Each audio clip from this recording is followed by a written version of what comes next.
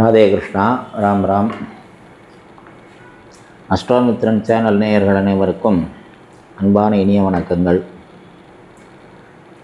நாம் இப்போது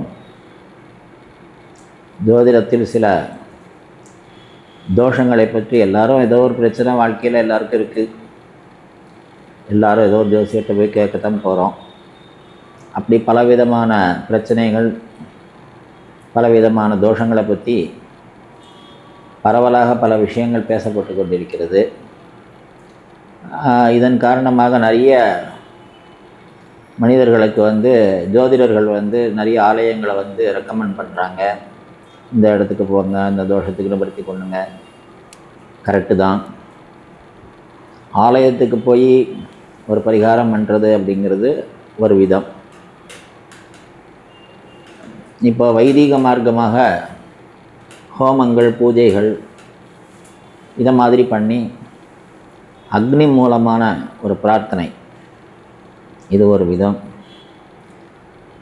எங்களுக்கு கோயிலுக்கு போகிறதுக்கெல்லாம் வசதி இல்லைப்பா, வீட்டில் ஹோம பூஜையெல்லாம் பண்ணுறதுக்கு அந்த அளவுக்கு எங்களுக்கு சூழ்நிலைகள்லாம் இல்லை, வீட்டில் அப்படி 4 பேர் உட்கார்றதுக்கே இடம் இல்லை, அவங்கெல்லாம் எங்கே போவாங்க, இப்படிலாம் சில விஷயங்கள் இருக்கு இல்லையா? அதன் காரணமாக பாமரர்களுக்கும் எல்லாருக்கும் போய் சேர்ற மாதிரியான ஒரு விஷயங்களை சொல்லணும், பரிகாரங்களை சொல்லணும் அப்படின்னு, அதாவது மாற்று வழி. ஸோ எளிய முறையில் தோஷங்களுக்கு பரிகாரம் அப்படிங்கிறது தான் விஷயம். இப்போ இதில் இதற்கு முந்தைய பதிவில் நாம் எதில் விட்டோம் அப்படின்னா, 5ஆம் இடத்தில் குரு, ஒரு லக்னத்துக்கு 5ஆம் இடத்தில் குரு, செவ்வாய், ராகு, இவர்கள்லாம், சனி, மாந்தி, இவர்கள்லாம் இருந்தால் எந்த மாதிரி தோஷம் ஏற்படும், புத்திர தோஷம் அப்படிங்கிற சில பிரச்சனைகளுக்குள்ள மாட்டிப்பாங்க. அதுக்கு என்ன பண்ணணும் அப்படிங்கிறத பற்றி நேத்திக்கு பார்த்தோம். அதனுடைய தொடர்ச்சியாக அதே 5ஆம் இடத்தில் இப்போ ஏற்கனவே சொல்ல மாதிரி ராகு பகவான் அவர் பாக்கி இருக்கார். 5ஆம் இடத்தில் ராகு இருக்கக்கூடியவர்களுக்கு சர்ப்பதோஷத்தினால அவங்களுக்கு புத்திர தோஷம் ஏற்படுறது. சர்ப்பங்களின் சாபத்தின் காரணமாக புத்திர தோஷம் ஏற்படுகிறது என்று சொல்லப்பட்டிருக்கிறது. இதற்கு திருநாகேஸ்வரம் போங்க, ராமேஸ்வரத்துக்கு போங்க, இல்லைன்னா காளஹஸ்திக்கு போங்க, அதெல்லாம் இருக்கட்டும், ஹோமங்கள், பூஜைகள் அதெல்லாம் இருக்கட்டும். பாம்பும் கயரும் ஒன்று, கயரும் பாம்பும் ஒன்று. ஸோ இப்போது நாம் கோவில்களில் காப்பு கட்டுறது அப்படின்னு ஒன்று பண்ணுறாங்க.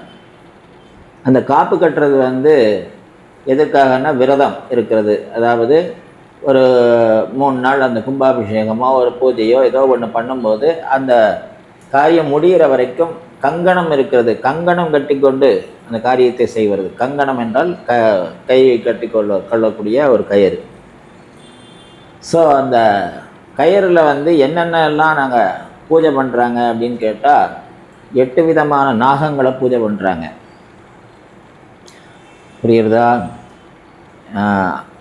அனந்தன், வாசுகி, தக்ஷகன், கார்கோடகன், சங்கபாலன், குளிகன், பத்மன், மகாபத்மன் என்று சொல்லக்கூடிய 8 விதமான நாகங்களை அந்த கயிற்றில் ஆவாகனம் பண்ணி, வாசுகி அப்படிங்கிற தலைமை பீடமாக இருக்கக்கூடிய சர்ப்பத்தை பிரார்த்தனை பண்ணி இந்த காரியங்கள் நல்லபடியாக நடக்கணும் அப்படின்னு சொல்லி கங்கணம் கட்டிக்கிறாங்க. ஸோ இப்போ இந்த 5ல் ராகு இருக்கிறவங்களுக்கு புத்திரதோஷம் நீங்கிறதுக்கு என்ன வழி, ராகுவால் ஏற்பட்ட சர்ப்பதோஷம் நீங்கிறதுக்கு என்ன வழி அப்படின்னு பார்க்கும்போது, இந்த மாதிரி ஆலயங்களுக்கு போகும்போதோ இல்லைன்னா முக்கியமான காரியங்களில் விரதங்கள் இருக்கும்போது அடிக்கடி சஷ்டிக்கு காப்பு கட்டிக்கிறேன், கும்பாபிஷேகத்துக்கு காப்பு கட்டி விரதம் இருக்கேன் அப்படின்னு வேண்டிண்டு காப்பு கட்டி, அது கயர் மூலமாக காப்பு கட்டி விரதம் இருக்கிறது. அந்த விரதங்கள் இருந்து அன்றைக்கி அந்த பூஜைகள்லாம் முடிஞ்சு இல்லை கும்பாபிஷேகங்கள் முடிஞ்சு ஏதோ ஒன்று அந்த விரதங்கள் முடிஞ்சதுக்கப்புறம் நம்ம வீட்டில் சமைச்சு யாருக்கோ இப்போ 4 பேருக்கு சாப்பாடு போடுறது, இது ஒரு பரிகாரம். அதே மாதிரி சுமங்கலிகளுக்கு வந்து நிறைய திருமாங்கல்ய கயிறு இருக்கு இல்லையா, அதை வந்து நிறைய பேருக்கு தானமாக கொடுக்கறது. ஒரு கோவிலில் விசேஷம், அம்பாள் கோவிலில் விசேஷம், ஒரு ஒரு 100 தாலிக்கயிறு வாங்கிட்டு போய் அங்கே இருக்கிற பெண்களுக்கெல்லாம் தாலிக்கயிறு வந்து தானம் பண்ணுறது என்ன. அதே மாதிரி விநாயகர், நாகர், அதே மாதிரி அரச மரம், இந்த 3ம் சேர்ந்து இருக்கக்கூடிய இடம். விநாயகர், நாகர், அரச மரம் 3ம் சேர்ந்து இருக்கக்கூடிய இடம். அந்த மாதிரி இடத்துல வந்து முக்கியமாக சதுர்த்தி, இந்த சங்கடகர சதுர்த்தி இந்த மாதிரி நாட்களில் அபிஷேகங்கள்லாம் பண்ணுவாங்க.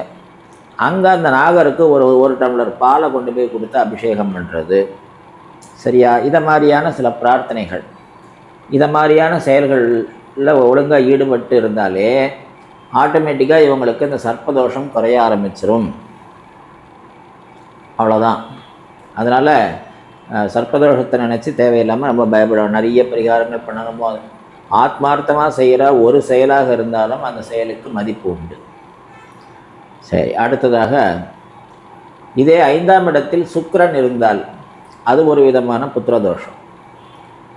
சுக்கிரன் இருந்தால் என்ன மாதிரியான புத்திரதோஷம் ஏற்படும் அப்படின்னு கேட்டால், அதாவது குழந்தைக்கு வந்து தலை நிற்காது, இந்த கழுத்து நிற்கிறதுக்கு நாளாகும், உச்சிக்குழி மூடுறதுக்கு நாளாகும்.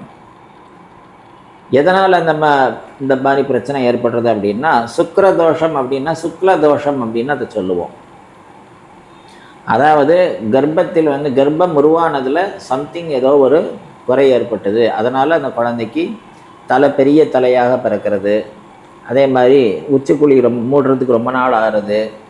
அதே மாதிரி கழுத்து வந்து நிற்காமல் இருக்கிறது, ரொம்ப 3 மாதத்தில் நிற்க வேண்டிய கழுத்து 5 மாதம் 6 மாதத்துக்கு அப்புறம் தான் கழுத்து நிற்கும். இந்த மாதிரியான பாதிப்புகள். ஸோ உடம்பு வந்து ரொம்ப தாட்டியமாக வந்து பிறக்கிறது. இந்த மாதிரி சில பிரச்சனைகள் சுக்கிரதோஷத்தினால ஏற்படும்.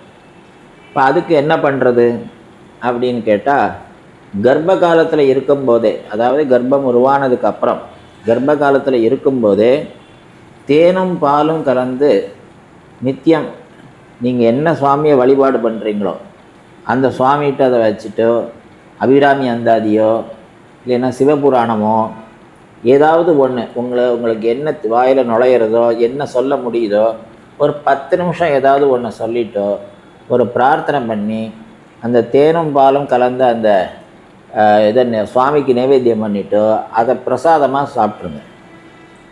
ஏன்னா சுக்கிரனும் பாலும் ஒன்று, மதுரம் அப்படின்னு பேர், ரொம்ப இனிமையானவர் அப்படின்னு பேர்.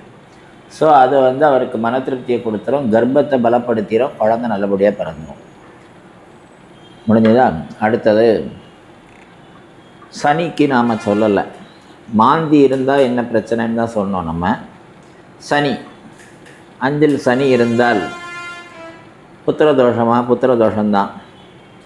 ஆனால் அவங்களுக்கு நிறைய பேருக்கு வந்து 3 குழந்தைகள் 4 குழந்தைகள்லாம் 5ல் சனி இருக்கிறவங்களுக்கு பிறந்திருக்காங்க. ஆனால் அந்த குழந்தைகள் வந்து தகப்பனாருக்கு தன் பரம்பரைக்கு உதவி செய்யாமல், அதாவது பிரயோஜனப்படாமல் அவங்கவுங்க வேலையை பார்த்துட்டு வெளியில் போயிடுவாங்க. அதான் பிறந்தும் பிரயோஜனம் இல்லாத ஒரு நிலைமை ஏற்படுறதுன்னு பேர். இது அவங்க தப்பு இல்லை, அந்த ஸ்தானத்தில் இருக்கிற அந்த பிளானட் பண்ணுற அந்த கிரக ரீதியாக வர்ற தோஷம். ஸோ 5ல் சனி இருந்தால் நிவர்த்தி என்ன? எளிமையான விஷயங்கள் தான். அனாதரவாக இருக்கக்கூடிய ஆதரவற்றோர் இல்லத்தில் அனாதைகளுக்கு, அதாவது சிறார்கள், சின்ன குழந்தைகள், நிறைய அனாதை இல்லங்கள்லாம் இருக்கு இல்லையா, அப்பா அம்மா இல்லாத நிறைய குழந்தைகள், அவங்களுக்கு வந்து ஒரு நாள் சாப்பாடு போடுறது, ஆசிரமங்களில் வளர்கிற குழந்தைகளுக்கு ஒரு நாள் சாப்பாடு போடுறது, நம்மளே கூட இருந்து பரமாறுறது, அந்த குழந்தைகள் ஒரு நாள் அதை மகிழ்ச்சியாக இருக்கிறத நம்ம பார்க்குறது, இதை வருஷந்தோறும் செய்ய முடிஞ்சால் கூட ரொம்ப நல்லது. அப்படி ஆதரவற்ற குழந்தைகளுக்கு உதவி செய்கிறதன் மூலமாக நம்ம வீட்டில் வேலை பார்க்குற அம்மா இருப்பாங்க, அவங்க குழந்தைக்கு படிப்புக்கு ஏதாவது தேவைப்படும், என்ன பண்ணன்னு தெரியாமல் இருப்பாங்க, அந்த குழந்தைக்கு வேணுங்கிற ட்ரெஸ்ஸு துணிமணி எல்லாம் எடுத்து கொடுக்குறது, இதை மாதிரி விஷயங்களை செஞ்சுக்கிட்டே வர அஞ்சில் இருக்கிற சனி பகவானுடைய தோஷம் நிவர்த்தியாகி நமக்கு பிறக்கிற குழந்தைகள் என்னென்னைக்கு நம்ம பரம்பரையை காப்பாற்றக்கூடிய வலுவான நல்ல குழந்தைகளாக மாறும். ஆச்சா. அடுத்தது 6ஆம் இடத்தில் சுக்கிரன்.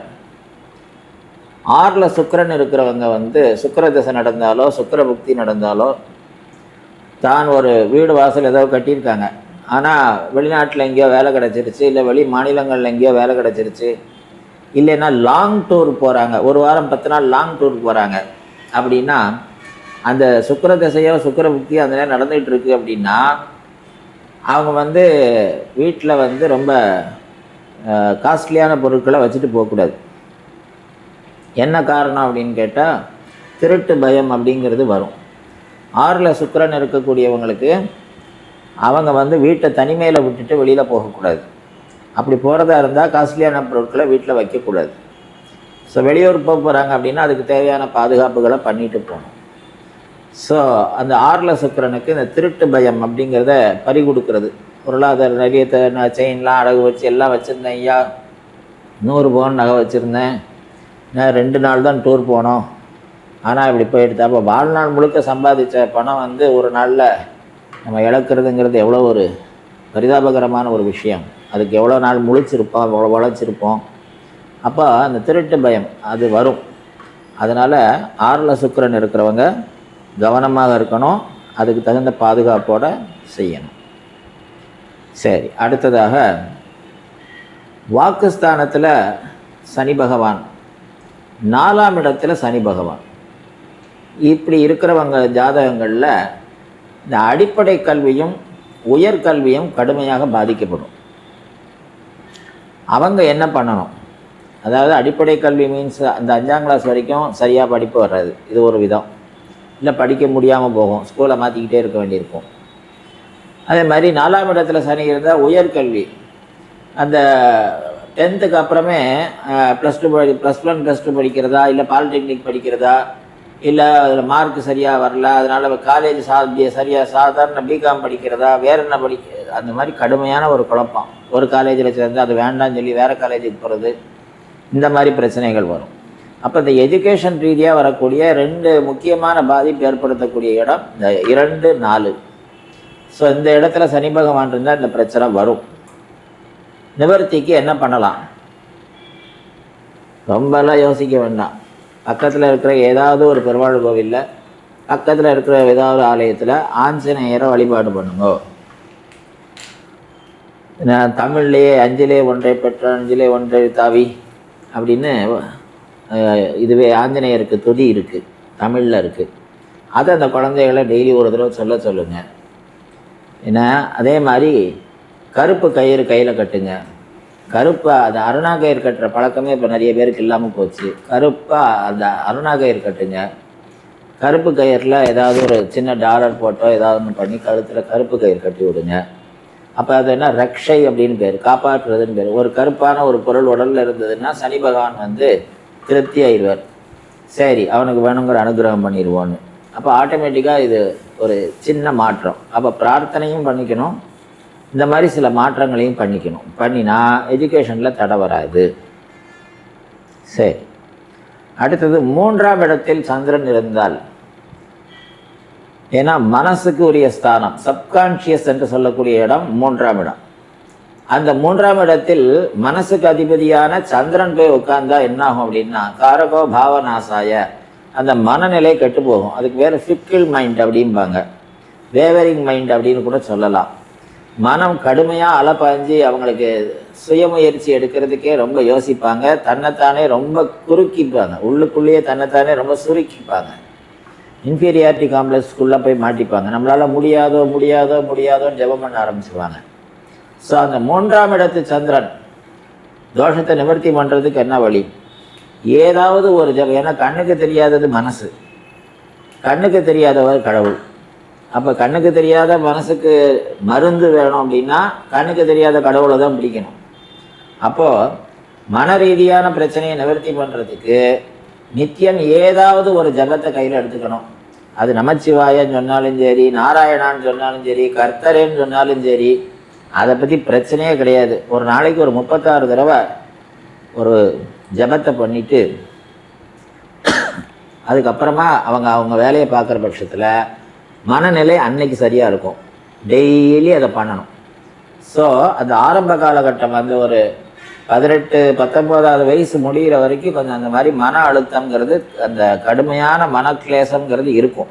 அதுக்கு நிவர்த்தி பண்ணுறதுக்கு இதுதான் வழி. பிரார்த்தனை ஒன்றே அதே சரி செய்ய முடியும். சரி,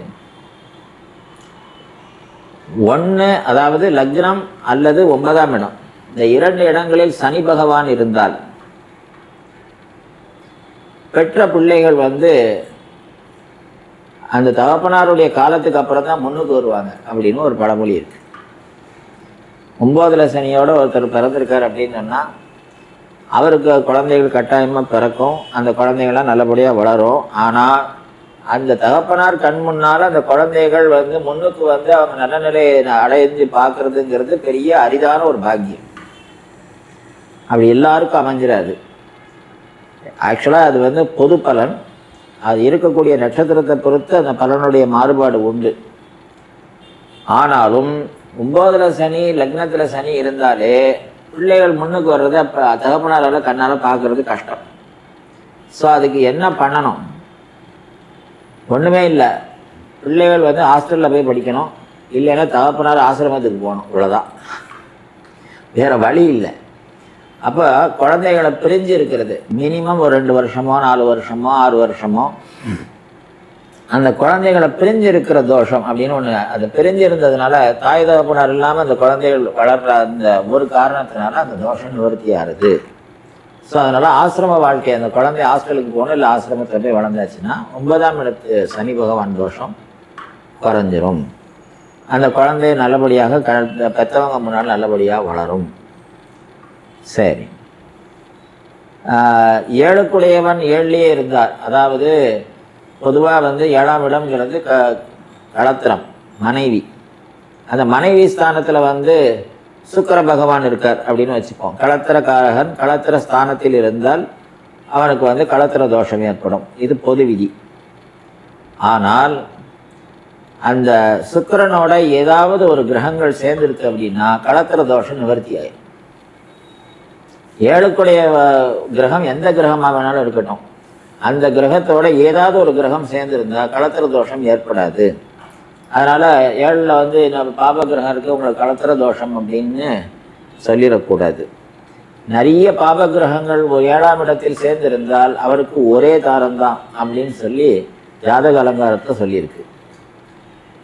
அதனால் ஒரு பிளானட் மட்டும் சேர்ந்துருக்கு அப்படின்னா அதுக்கு தகுந்த மாதிரி அது எதிர்ப்பான பிளானட்டா நல்ல பிளானட்டாங்கிறத, ஃப்ரெண்ட்லியான பிளானட்டா அப்படிங்கிறத பார்த்துட்டு டிசிஷன் எடுக்கணும். ஆனால் பொதுவாகவே களத்திர தோஷம் அப்படின்னு சொல்லணும் அப்படின்னா 7ஆம் இடத்தை மட்டும் பார்க்கக்கூடாது. 7ஆம் இடம் அப்படிங்கிறது ஒன்று இருக்குன்னா நம்ம லக்னம் அப்படிங்கிறது ஒன்று இருக்குது. லக்னாதிபதி நல்லா இருக்கணும், 7ஆம் இடமும் நல்லா இருக்கணும். களத்திர தோஷம் 2 வகை. நம்மளால் மனைவி ஸ்தானம் கெட்டு போகிறது ஒரு வகை, மனைவி ஸ்தானத்தினால நம்ம ஸ்தானம் கெட்டு போகிறது ஒரு வகை. அதனால் களத்திர தோஷம் அப்படிங்கிறது 7ஆம் இடத்துக்கு மட்டும் கிடையாது, லக்னத்தை கொண்டும் பார்க்க வேண்டும். அப்போ தான் அதை சரி பண்ண முடியும். சரி, அடுத்ததாக பொதுவாக லக்னாதிபதி சுபகிரகமாக இருந்து 4ஆம் இடத்தில் ஒரு சுபகிரகம், 7ஆம் இடத்தில் ஒரு சுபகிரகம், 10ஆம் இடத்தில் ஒரு சுபகிரகம் இப்படி இருந்தால் அதுக்கு பேர் கேந்திர ஆதிபத்திய தோஷம் அப்படின்னு பேர். 1, 4, 7, 10 என்று சொல்லக்கூடிய இடங்கள் கேந்திரம். இந்த கேந்திர ஆதிபத்திய தோஷம் அப்படின்னா என்ன அப்படின்னு கேட்டால், எனக்கு வந்து ஒரு 10 ரூபா வேணும் அப்படின்னு கேட்டால் கிடைக்காது. பக்கத்தில் இருக்கிறவருக்கு வந்து ஒரு 10 லட்சம் ரூபா செலவு தேவைப்படுறது அப்படின்னா உடனே கிடைச்சிரும், வாங்கி கொடுத்துடலாம். எனக்கு இப்போ பசிக்குது உடனே சாப்பிடணும் அப்படின்னா தயாராகாது. வீட்டில் இருக்கிறவங்கெல்லாம் சாப்பிடும்போது நம்ம அவங்க கூட சாப்பிட்டுக்கலாம்.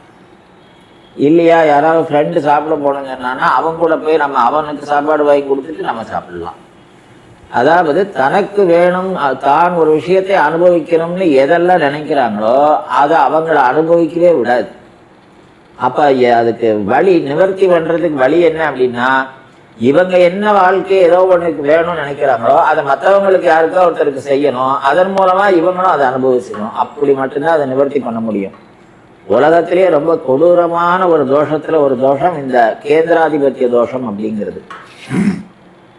எல்லாம் இருந்தும் எதையும் அனுபவிக்க முடியாமல் போகிறது. நிறைய நாலேஜ் இருக்கும், ஆனால் வெளி உலகத்துக்கே தெரியாது. நிறைய படிச்சிருப்பாங்க, அது யூஸ் பண்ணவே முடியாது. நல்ல மனைவி குழந்தைகள் அமைஞ்சிருக்கும், ஆனால் அவங்களோட வாழக்கூடிய அமைப்பு குறைஞ்சி போகும். நிறைய பார்த்துருக்கேன். அப்போது கேந்திராதிபத்திய தோஷத்துக்கு நிவர்த்தி என்ன அப்படின்னா, நீ என்ன வேணும்னு நினைக்கிறியோ உனக்கு வேணுங்கிறத நீ 4 பேருக்கு செய்யி, அதன் மூலமாக நீ அனுபவி. அப்படி தான் அதுக்கு பலன். அது ஒன்று தான் அதுக்கு தீர்வு. சரியா? அதனால் அந்த கேந்திராதிபத்திய தோஷத்துக்கு இதான் நிவர்த்தி. அடுத்ததாக 12ஆம் இடத்தில் செவ்வாய் பகவான் இருந்தால் கடுமையான ஞாபக மறதி ஏற்படும். இப்போ நிறைய குழந்தைகளுக்கு விடிய விடிய படிக்கிறாங்க, நிறைய எக்ஸாமுக்கு ப்ரிப்பேர் பண்ணுறாங்க. முன்னால மாதிரிலாம் இல்லை, நிறைய குழந்தைகள்லாம் இப்போ நிறைய படிக்கிறாங்க. ஆனால் எக்ஸாம் டயத்தில் மட்டும் மறந்து போயிடும். வெளியில் வந்தோடனே ஞாபகம் வந்துடும். வீட்டில் கேட்டால் கரெக்டான்னு பதில் சொல்லுவாங்க, ஆனால் எக்ஸாம் எழுதுகிற இடத்துல மறந்து போயிடும். இது ஏன் ஏற்படுறது? அதே மாதிரி எந்த பொருளையுமே எங்கே வச்சோங்கிறத மறந்து போகிறது. எப்போவுமே சாவியை வச்சுட்டு மறந்து போயிடுறது, புக்கை வச்சுட்டு மறந்து போயிடுறது, செல்ஃபோனை மறந்து போயிடுறது, ஏன்னா சட்டை போடுறது மறந்து போயிடுறது. இப்படி இந்த மறதி அப்படிங்கிற பிரச்சனை, அந்த பாதிப்பு 12ல் செவ்வாய் இருந்தால் ஏற்படும். அதுக்கு என்ன நிவர்த்தி பண்ணுறதுக்கு என்ன வழி அப்படின்னு கேட்டால், இந்த சூரசம்ஹார காலத்தில் அந்த சஷ்டியில் 6வது நாள் விரதம் இருக்கிறது. அன்னைக்கு ஒரு நாளாவது கந்த சஷ்டியோ இல்லைன்னா கந்த குரு கவசமோ பாராயணம் பண்ணி சுப்பிரமணிய சுவாமியை பிரார்த்தனை பண்ணுறது ஒன்று. ப்ராக்டிக்கலாக என்ன பண்ணணும் அப்படின்னு கேட்டால், அன்னன்னைக்கு காலையில் பிரம்ம முகூர்த்தத்தில் டெய்லி எந்திரிக்கிறது. சூரிய உதயத்துக்கு முன்னால் எந்திரிச்சிடுறது. நீ குளிக்கிற படிக்கலை பல்லு தேய்க்கிற அதெல்லாம் பிரச்சனையே கிடையாது. தூங்கக்கூடாது, எந்திரிச்சு உட்காந்துடணும். நீங்கள் வாக்கிங் போனாலும் சரி, என்ன வேணாலும் பண்ணுங்க, பிரம்ம முகூர்த்தத்தில் எந்திரிச்சிடணும். அதை ரெகுலர் பண்ணிட்டா இந்த ஞாபக மறதி பிரச்சனை ப்ராக்டிக்கலாக குறைஞ்சிடும். பிரார்த்தனையில் சூரசம்ஹாரத்து அன்னைக்கு சஷ்டி அன்னைக்கு பிரார்த்தனை பண்ணணும். பண்ணினா இந்த பிரச்சனையில் நிவர்த்தி கிடைக்கும். சரி, இப்போ இந்த போதை பழக்கம் அப்படின்னு ஒன்று இருக்குது. உலகம் முழுக்க இப்போ தலைவிரித்து ஆடிக்கிட்டு இருக்கு. இதுக்கு எல்லார் ஜாதகத்துலேயும் இப்போ குடிப்பழக்கத்துக்கோ போதை வஸ்து உபயோகப்படுத்துறதுக்கோ என்ன எல்லார் ஜாதகத்துலேயும் பிரச்சனை இருக்குது. ஆனால் உலகம் முழுக்க இப்படி பரவி இருக்கேன் அப்படின்னு ஒரு கொஸ்டின் இருக்குது. ஆனால் அதுக்கு ஒரு ஆன்சரும் இருக்குது. என்ன அப்படின்னு கேட்டால், ஜெகத் ஜாதகம் அப்படின்னு சொல்லக்கூடிய ஒவ்வொரு வருஷம் பிறக்கும்போது ஒரு லக்னம் பிறக்கும். அந்த லக்னத்தோட அமைப்பு பிரகாரம் அப்போ என்ன பிளானட்டரி பொசிஷன் இருந்ததோ அதுக்கு தகுந்த மாதிரி தான் அந்த வருஷத்தினுடைய பலனே இருக்கும். ஸோ அப்படி பார்க்கும்போது கடைசி கிட்டத்தட்ட 12 வருஷ காலமாக ஒவ்வொரு வருஷம் பிறந்த காலத்தில் செவ்வாய் பகவானும் ராகுவும் ரொம்ப கான்ட்ரவர்சியான, அதாவது எதிர்மறையான இடங்கள்ல இருந்துக்கிட்டே இருந்ததுனால போதை வஸ்து கடுமையான ஒரு பரவலாக வந்துருச்சு. ஆனால் இப்போ இந்த வருஷத்துல குரு ராஜாவாக ஆகி, ஏன்னா ரிஷப லக்னத்தில் பிறந்ததுனால இப்போ பொதுவாகவே உலக மக்கள் எல்லா இடங்கள்லையுமே இந்த போதை வஸ்து வழக்கம் குறைஞ்சிரும். இது பொது விதி. தனிப்பட்ட நபர்கள் ஜாதகத்தில் போதை வஸ்து உபயோகப்படுத்துறதுக்கு காரணங்கள் என்ன அப்படின்னு கேட்டால், 5, 9ல் பாவகிரகங்கள் இருக்கிறது, 12ஆம் இடத்துல பாவகிரகம் இருக்கிறது. இதில் பாபகிரகங்கள் இருந்தால் எந்த மாதிரியான கிரகம் உட்காந்துருக்கோ அந்த போதை வஸ்துவை உபயோகப்படுத்துவாங்கன்னு இருக்கு. ஸோ அப்படி இந்த பழக்கத்துக்கு அடிக்ட் ஆனவங்களுக்கு என்ன நிவர்த்தி? இது பிளானட்டரி, அது ஏன்னா அது ஜென்ம தொடர்புனால அவங்க செய்கிறாங்க அந்த தப்பை, அது அவங்க தப்பு இல்லை. நிவர்த்திக்கு என்ன பண்ணலாம் அப்படின்னா, வருஷத்துல ஒரு நாள் ஏதாவது ஒரு நதியில போய் குளிக்கணும். ஏதாவது ஒரு நதி 12 வருஷம் விடாம ஏதாவது ஒரு நதியில போய் தாமிரபரணிலையோ காவேரியிலையோ துங்கபத்ராலேயோ பிரம்மபுத்திராலேயோ எங்கே முடியுதோ கிருஷ்ணாலேயோ எங்கே முடியுதோ ஏதாவது ஒரு புண்ணிய நதியில் போய் வருஷத்தில் ஒரு நாளாவது போய் குளிச்சுட்டு வர்றது. அங்கே போய் ஒரு 2 மணி நேரம் அந்த தண்ணியில் நின்றுட்டு, அது பக்கத்தில் எப்படி ஒரு க்ஷேத்திரம் இருக்கும், அங்கே இருக்கிற ஏதோ ஒரு சுவாமி நமஸ்காரம் பண்ணுறது அப்படிங்கிறத பண்ணிகிட்டே வர வர அந்த ஆட்டோமேட்டிக்காக அந்த போதை வஸ்துக்களுடைய தாக்கம் உடம்புலேருந்து குறைய ஆரம்பிச்சிடும். அந்த இதில் விடுதலை ஆயிடுவாங்க. இப்போ நிறைய பேர் வந்து சபரிமலைக்கு மாலை போடுறாங்க, அந்த 2 மாதம் எதையுமே தொடர்றதில்லை. அப்போ 2 மாதம் கட்டுப்பாடாக இருக்க முடிஞ்சவங்களுக்கு மற்ற 10 மாதம் ஏன் இருக்க முடியல இல்லையா? பெரிய கொஸ்டினாக மாறுது அது. அப்போ பிறப்பு ஜாதகத்தில் யாருக்கு அந்த அமைப்பு இருக்கோ அவங்க தான் உடனடியாக அடுத்த திருப்பியும் ஆரம்பிக்கிறாங்க. ஸோ அதனால் அதுக்கு நிவர்த்திக்கு வழி என்ன அப்படின்னா, அதனால தான் சபரிமலை போகிறதுக்கு முன்னால் பம்பா நதியில் போய் குளிச்சுட்டு தான் போக வேண்டியிருக்கு. அப்போ நதி ஸ்நானம்ங்கிறது ரொம்ப முக்கியம். அதை பண்ணினா கட்டாயமாக அவங்க இந்த போதை வஸ்துக்கள்லேருந்து தோஷத்துலேருந்து குறைஞ்சிருவாங்க. ஸோ இப்போதைக்கு நாம் பார்த்துருக்கிற இந்த தகவல் வந்து இன்றைய பதிவில் சில குறிப்பிட்ட தகவல்களை பார்த்துருக்கோம். இப்போ இதில் சொல்லியிருக்கிற விஷயங்கள்ல ப்ராக்டிக்கலாக உங்களால் எதை கடைப்பிடிக்க முடியுமோ அதை நீங்கள் சரியாக பண்ணினாலே போதும். நிச்சயமாக நல்ல மாற்றம் வரும் அப்படிங்கிறதுல சந்தேகமே கிடையாது. அனுபவ ரீதியாக நிறைய பேருக்கு இதை நான் சொல்லி அவங்க அதில் நிறைய பேருக்கு அதை தீர்வு கிடைச்சிருக்கு. அதனுடைய அடிப்படையிலையும் எல்லா பாமர மக்கள் பொதுமக்கள் எல்லாரும் எளிமையாக உபயோகப்படுத்தக்கூடிய சாதாரண விஷயமாக இருக்கணும் அப்படிங்கிறதுக்காகவும் தான் இந்த வழிமுறைகளில் நான் இதை சொல்லியிருக்கேன். இன்னும் நிறைய விஷயங்களை சொல்கிறதுக்கு முயற்சி பண்ணுறேன். இப்போ சொல்லியிருக்கிற விஷயங்களை கடைபிடிச்சு எல்லாரும் சௌக்கியமாக அவங்களுடைய வாழ்க்கை முறைகளை நல்லபடியாக அமைச்சுக்கணும் அப்படின்னு சொல்லி பிரார்த்தனை பண்ணி கேட்டுக்கிறேன். ராதே கிருஷ்ணன்.